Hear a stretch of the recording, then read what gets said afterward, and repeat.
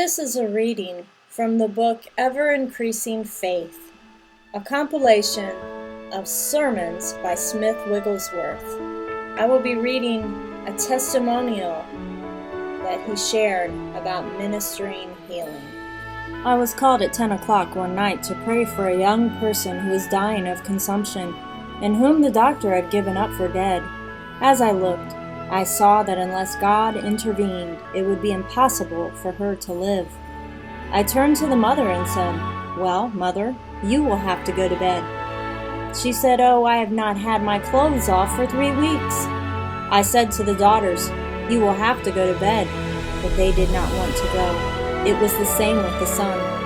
I put on my overcoat and said, "Goodbye, I'm leaving." They said, "Oh, don't leave us." I said, "I can do nothing here." They said, "Oh, if you will stay, we will all go to bed." I knew that God would not move in an atmosphere of mere natural sympathy and unbelief.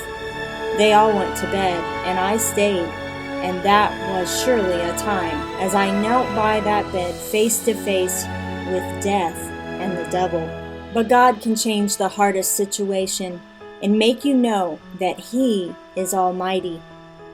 Then the fight came. It seemed as though the heavens were brass. I prayed from 11 p.m. to 3:30 a.m. I saw the glimmering light on the face of the sufferer and saw her pass away.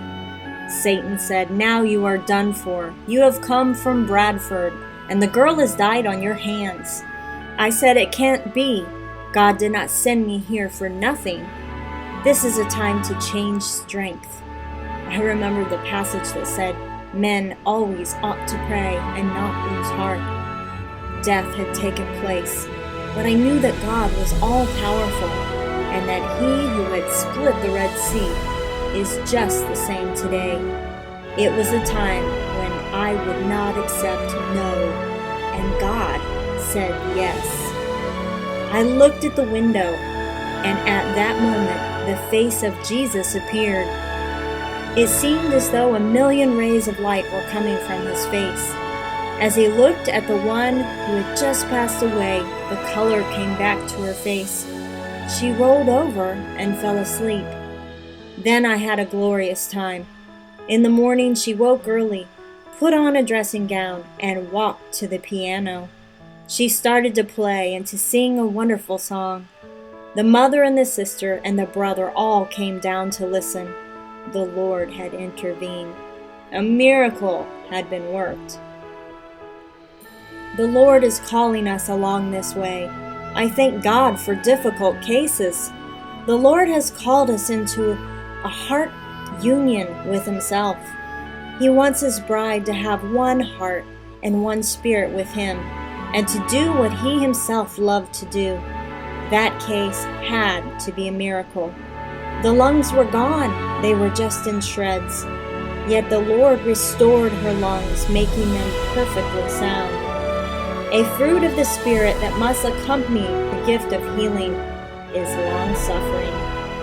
The man who is persevering with God to be used in healing must be a man of long-suffering. He must always be ready with a word of comfort.